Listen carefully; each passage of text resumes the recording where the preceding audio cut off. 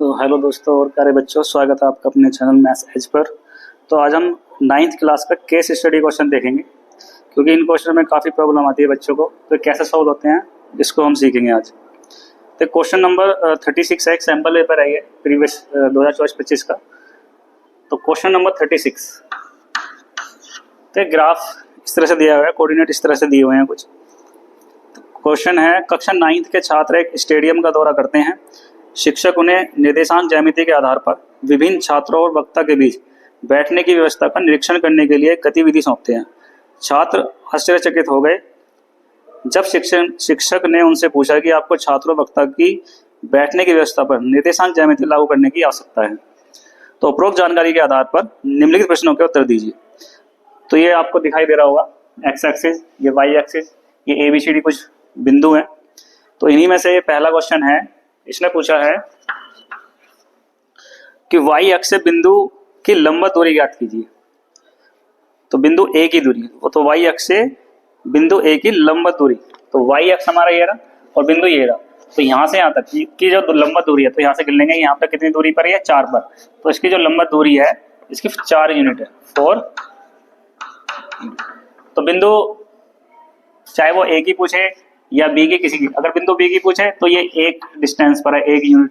अगर बिंदु एच पूछे तो एच कितनी दूरी पर है, 8 यूनिट पर इस वाई अक्ष से। तो ऐसे हम वाई अक्ष से किसी भी बिंदु की दूरी निकाल सकते हैं। अगर इसने एक्स अक्ष से पूछी होती तो एक्स अक्ष ये रहा, इस एक्स अक्ष से बिंदु बी की दूरी, तो ये ना, ये ऐसा काउंट करेंगे 1 2 3 4, तो ये 4 की डिस्टेंस है। और एक्स अक्ष से बिंदु ए की दूरी, तो ये 1 2 की डिस्टेंस पर है। तो इस तरह से हम किसी बिंदु की दूरी एक्स अक्ष या वाई अक्ष से निकाल सकते हैं। तो सेकंड है, सेकंड पार्ट, बिंदु डी किस चतुर्थांश में स्थित है। तो बिंदु डी देखिए यहाँ पर है ये बिंदु।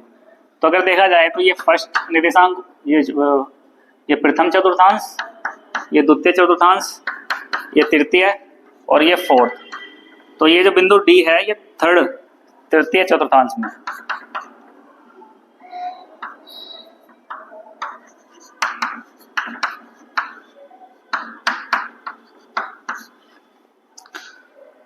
तो थर्ड पार्ट देखेंगे इसका, एक्स अक्ष के समक्ष बिंदु बी के प्रतिबिंब के निर्देशांक। तो ये क्वेश्चन बहुत ही इंपॉर्टेंट है और बड़ा ही आसान होता है। तो बिंदु बी है, ये हमारा एक्स अक्ष। तो इस एक्स अक्ष पे अगर मिरर लगा दिया जाए तो बिंदु बी की जो इमेज है वो इधर बनेगी। तो ये जितनी डिस्टेंस पर है, तो 1 2 3 4, तो 4 की डिस्टेंस पर है ये 4 यूनिट, तो इधर से 4 यूनिट पे ही बनेगा। तो मतलब 1 2 3 4, ये बिंदु बी की जो इमेज बनेगी यहाँ बनेगी बी डैश। अब इसके जो निर्देशांक है वो क्या होंगे, ये निर्देशांक हो गए, एक्स एक्सिस पे 1 है और वाई एक्सिस पे -4। तो ये जो प्रतिबिंब है बी का, तो इसके निर्देशांक बनेंगे 1, -4। तो इस तरह से हम करेंगे। तो इसी का ये और वाला पार्ट है, बिंदु बी का भुज, बी का भुज मतलब ये होता है एब्सिसा, और बिंदु सी की कोटि, कोटि मतलब कोऑर्डिनेट। तो पहले इनके निर्देशांक देखेंगे, बिंदु बी के निर्देशांक देखेंगे क्या है। तो ये एक्स एक्सिस पे 1 है, वाई एक्सिस पे 4, तो 1, 4। बिंदु बी के निर्देशांक बने 1, 4। और बिंदु सी के निर्देशांक देखेंगे, तो ये एक्स एक्सिस पर 2 और वाई एक्सिस पर -2, तो 2, -2। तो इस तरह से देखा जाए बिंदु बी का भुज, तो पहला निर्देशांक भुज होता है और दूसरा कोटि। तो बिंदु बी का भुज है 1, और सी की कोटि देखेंगे, कोटि मतलब दूसरा निर्देशांक। तो सी निर्देशांक ये 2, -2, तो ये भुज है और ये कोटि, तो सी की कोटि इसने पूछी है, तो ये जाएगा -2। तो इस तरह से हमें केस स्टडी के क्वेश्चन सोल्व करने होते हैं। हमें क्वेश्चन की सिचुएशन जो दी है उसको पूरी तरह से पढ़ के समझना है, देन आपको आंसर करनी है। तो चलिए नेक्स्ट क्वेश्चन देखेंगे। तो क्वेश्चन नंबर 37 देखेंगे। तो ये कह रहा है कि एविसी एरिना जो पहले एरिक्सन ग्लोबल था, 1989 में अपने उद्घाटन के बाद से स्टॉकहोम की सबसे प्रतिष्ठित इमारतों में से एक रही। तो 6,05,000 घन मीटर, लगभग 21,36,540 घन फीट की मात्रा के साथ यह दुनिया की सबसे बड़ी गोलाकार इमारत है। तो इस तरह की कोई इमारत है ये गोलाकार, अर्धगोलाकार।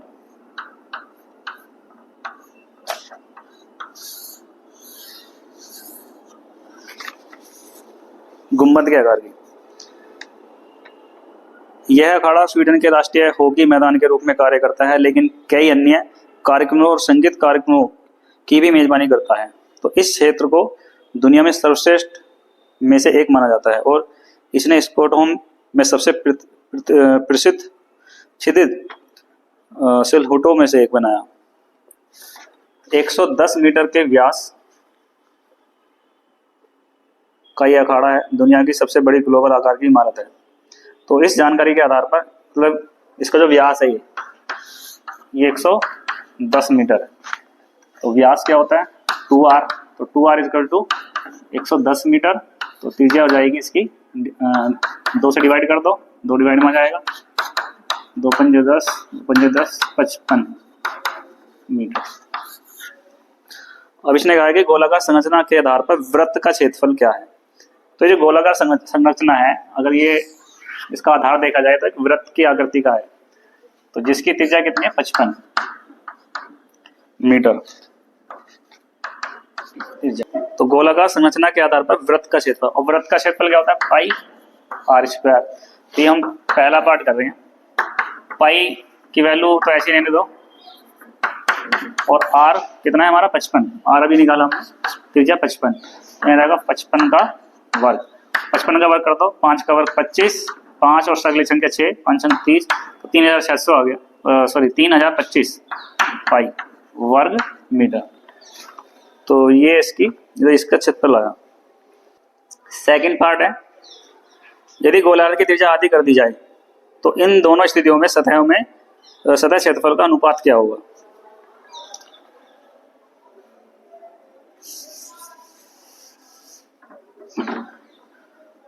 त्रिज्या अभी कितनी है, त्रिज्या है 55। अगर त्रिज्या को आधा कर दिया जाए तो इसको r' मान लो, इसको आधा कर दिया जाए 55/2। तो गोलार्ध की त्रिज्या आधी कर दी जाए तो इन दोनों स्थितियों में सतह क्षेत्रफल का अनुपात। तो जब त्रिज्या r थी तो तब इसका सतह का क्षेत्रफल, तो ये वक्र पृष्ठ क्षेत्रफल वाला फॉर्मूला लगेगा। तो अर्धगोले का वक्र पृष्ठ क्षेत्रफल होता है, कर्व सरफेस एरिया बोलते हैं इसे। तो जब त्रिज्या r है तो ये होता है 2 पाई r स्क्वायर। तो 2 पाई एज इट इज, त्रिज्या कितनी है हमारी 55, तो हो जाएगा 55 का वर्ग। दूसरा केस, जब त्रिज्या हमारी है 55/2, इसके आधी, तो हो जाएगा 2 पाई, तो इसे 1 मान लो, एरिया 1 और ये एरिया 2, 2 पाई और ये 55/2 का वर्ग। अब इनका हमें क्या निकालना था अनुपात, तो उनको डिवाइड कर दो, पहले वाले का और दूसरे वाले का। तो पहले वाला जो क्षेत्रफल है वो ये आया 2 पाई गुणा 55 का वर्ग बटे 2 पाई 55/2 का वर्ग। तो 2 पाई से तो 2 पाई कैंसिल। अब ये 55 का वर्ग एज इट इज रखेंगे, और ये 55 का वर्ग और 2 का वर्ग, तो 55 का वर्ग तो ऐसे नहीं दो क्योंकि ये कट जाएगा, और 2 का वर्ग ये हो गया 4, 2 दूनी 4, 4 जाएगा ऊपर। तो 55 का वर्ग गुणा 2 गुणा 4 बटे 55 का, तो ये 55 का वर्ग 55 के वर्ग से कैंसिल, तो हमारा आया 4। अब बटे में कुछ नहीं है, अपने 1 ले लो, तो अनुपात क्या बना 4:1। तो ये हो जाएगा। तो चलिए थर्ड पार्ट देखते हैं। यदि गुंबद की ऊंचाई 21 मीटर है तो गोलाकार गुंबद का आयतन बताना है।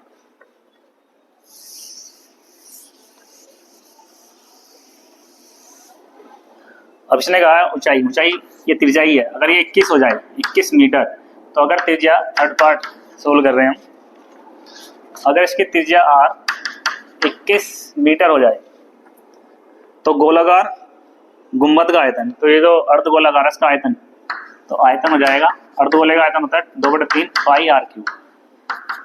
तो 2/3 पाई की वैल्यू रख सकते हैं हम यहाँ 22/7। और त्रिज्या कितनी है 21। अब आर क्यूब होता है 3 बार लिखेंगे 21 गुणा 21 गुणा 21। तो 3 से काट दो, 3 सत्ते 21 और 7 से 7 गए, तो इन सब की गुणा कर लो 22 दूनी 44 और 21 की जब 21 में गुणा करेंगे ये हो जाएगा 441, हो जाएगा 4 एकम 4, 4 चौक 16, 4 चौक 16 1 17। फिर से यही आ जाएगा 4 एकम 4, 4 चौक 16, 4 चौक 16 1 17।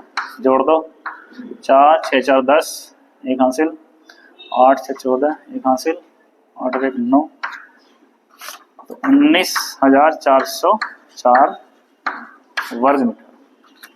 तो अगर उसकी त्रिज्या 21 मीटर है तो उसका आयतन आएगा 19,404 वर्ग मीटर। तो इसी में और वाला पार्ट है, यदि अर्धगोलाकार गुंबद के आधार की त्रिज्या 90 मीटर है तो उसे ढकने के लिए आवश्यक कपड़ा ज्ञात कीजिए। तो इसके ऊपर अगर कपड़ा ढकना हो तो वही है, इसका वक्र पृष्ठ क्षेत्रफल बताना है, इतने एरिया पर कपड़ा लगाना है। तो चलिए इसका और वाला पार्ट देखते हैं।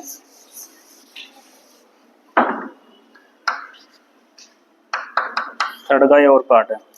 तो अर्धगोलाकार गुंबद के आधार की त्रिज्या, अगर त्रिज्या r बराबर आ जाए 90 मीटर तो इसे ढकने के लिए आवश्यक कपड़ा, तो कपड़ा जो लगेगा वो इस पर लगेगा, और ये क्या है वक्र पृष्ठ क्षेत्रफल, कर्व सरफेस एरिया, और ये क्या होता है 2 पाई r स्क्वायर। 2 पाई की वैल्यू 22/7 रख सकते हो या ऐसी रहने दो, r की वैल्यू है 90 तो ये रहेगा 90 का वर्ग। तो ये 2 पाई 90 का वर्ग हो जाएगा 89 और 2 जीरो। अब इनकी गुणा कर दो, पाई के रूप में निकाल दो, तो 2 जीरो एज इट इज, 2 एकम 2 और 2 अट्ठे 16 पाई में वर्ग मीटर। तो 16,200 पाई वर्ग मीटर इतना कपड़ा चाहिए। तो इस तरह से हम केस हिस्ट्री के क्वेश्चनों को सोल्व करते हैं। तो चलिए नेक्स्ट क्वेश्चन देखेंगे, क्वेश्चन नंबर 38। तो चलिए क्वेश्चन नंबर 38 देखेंगे। अदिति दिवाली की सजावट के लिए एक रंगीन पन्नों पर कुछ आकृतियां बनाना चाहती है, इसलिए वह 7 सेंटीमीटर का कंपास खोलती है और ओ केंद्र के साथ एक वृत्त बनाती है। तो मतलब उसने कंपास में 7 सेंटीमीटर की रेडियस भर के एक वृत्त बनाया इस तरह से, ये सेंटर है हमारा, और इस तरह से इसको यहाँ मिलाया गया है, इसको यहाँ बिंदु ए, बिंदु बी और ये सी, ये केंद्र ओ है। वह केंद्र ओ पर और वृत्त के किसी बिंदु ए पर कुछ सजावट का सामान पिन करना चाहती है। वह वृत्त पर 2 बिंदु बी और सी लेती है। तो ये 2 बिंदु बी और सी इस तरह ले लिए, उन्हें क्रम से बिंदु ओ और ए के साथ, इन दोनों को ओ के साथ और फिर इनको दोनों बिंदुओं को ए के साथ जोड़ दिया, जैसा कि चित्र में दिखाया गया है। तो उपरोक्त जानकारी के आधार पर निम्नलिखित प्रश्नों का उत्तर दीजिए। तो पहला पॉइंट है, इसने पूछा है कि बिंदु बी और सी को बिंदु ओ के साथ मिलाने से बनी आकृति का नाम बताइए। तो अगर ये बिंदु बी है और सी है, इसको हमने ओ से मिलाया, तो ये जो आकृति बनी है, ये वाली आकृति की बात करें अगर, तो इसको हम क्या बोलेंगे, एक वृत्त। वृत्त को अगर त्रिज्याओं के द्वारा हम काट दें तो उसे बोलते हैं त्रिज्याखंड, और इंग्लिश में इसको सेक्टर बोलते हैं। तो ये इसका पहले का आंसर है। तो ये जो पार्ट बना है त्रिज्याखंड है। तो सेकंड पार्ट देखेंगे, वृत्त के व्यास की लंबाई ज्ञात कीजिए। सेकंड पार्ट, व्यास हमें निकालना है। इसने क्वेश्चन में पहले ही कहा था कि जो अदिति है एक कंपास लाई थी और 7 सेंटीमीटर दूरी भरकर उसने एक वृत्त बनाया था, तो मतलब त्रिज्या उसने 7 सेंटीमीटर ली थी। तो इस तरह से व्यास हो जाएगा त्रिज्या का दुगना, यानी कि 2 × 7 14 सेंटीमीटर। तो इसका व्यास आया 14 सेंटीमीटर। थर्ड पार्ट देखेंगे, ये कह रहा है यदि B O C equal to ये एंगल बी ओ सी, अगर ये वाला जो कोण है वो है 2a प्लस 60 डिग्री, मतलब angle B O C equal to 60 degree, sorry B O C, angle B O C equal to 2a plus 60 degree. और बी ए सी मतलब ये वाला जो एंगल है, ये एंगल दिया 60 degree, angle B A C equal to 60 degree. तो आपको ए का मान बताना है, ये जो इसमें ए है इसमें एंगल में, ये ए की वैल्यू बतानी है। तो इसमें एक प्रमेय है कि केंद्र पर बना कोण वृत्त पर बने कोण का दुगना होता है, इसमें उस प्रमेय का यूज होगा। तो ये जो केंद्र पर कोण बनना है, angle B O C, angle B O सी, और वृत्त पे कौन बनना है, एंगल बी ए सी। तो इस बी ए सी का दुगना होता है, तो 2 इंटू एंगल बी ए सी। अब ये दोनों वैल्यू जो दिए यहाँ पर रख देंगे, तो बी ओ सी है 2a प्लस 60 इक्वल टू, और 2 इंटू बी ए सी है हमारा 60, तो 2a एज इट इज, 60 को उधर लाएंगे, उधर जाके माइनस हो जाएगा, माइनस 60, और ये 60 दूनी 120, ये एज इट इज, तो 2a इक्वल टू, अब 120 में से 60 घटा दो तो 60 बचेंगे, और 2 से इसको डिवाइड कर दो 30, तो a इक्वल टू 30, तो a की वैल्यू 30 है। इसको आप वेरीफाई भी कर सकते हो, अगर यहाँ पर 30 आ जाए तो 30 टू जा 60, और 60 और 60 120, और 120 का ये हाफ 60, तो मतलब हमारा आंसर ठीक है। तो चलिए इसी में थर्ड पार्ट में और वाला पार्ट देखेंगे।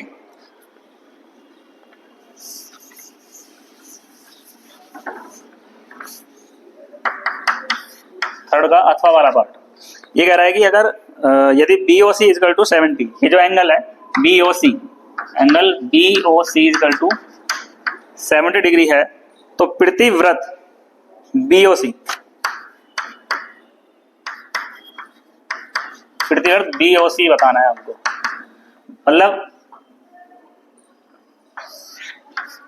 ये एंगल दिया है 70, ये हमारा O, ये हमारा है C, और ये B, तो ये 70, तो BOC का प्रतिवृत्त इधर की साइड कितना एंगल है। अब ये पूरा एंगल होता है 360 का, तो 360 में से 70 घटा देंगे, आ जाएगा हमारा आंसर।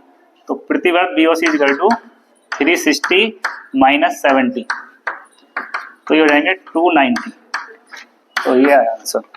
और साथ में इसने पूछा है BAC का मान भी पूछा है, एंगल BAC, तो BAC ये वाला एंगल कितना हो जाएगा। अभी ये एंगल कितना दिया है इन्होंने 70, BOC 70, और ऊपर जो एंगल बनेगा केंद्र पर बना कोण वृत्त पर बने कोण का दुगना होता है, तो मतलब ये इसका आधा होगा, एंगल BOC का हाफ होगा, तो एंगल BAC इक्वल टू आया, ये 70 दिया है, 70 का आधा कर देंगे 35 डिग्री, तो ये आया हमारा 35। तो आई होप आपको वीडियो पसंद आई होगी। तो इसी तरह से हमें केस स्टडी के क्वेश्चन करने होते हैं। क्वेश्चन को पहले समझना है, सारी सिचुएशन जो दी हैं उनको समझना है और उनको अप्लाई करना है क्वेश्चन में।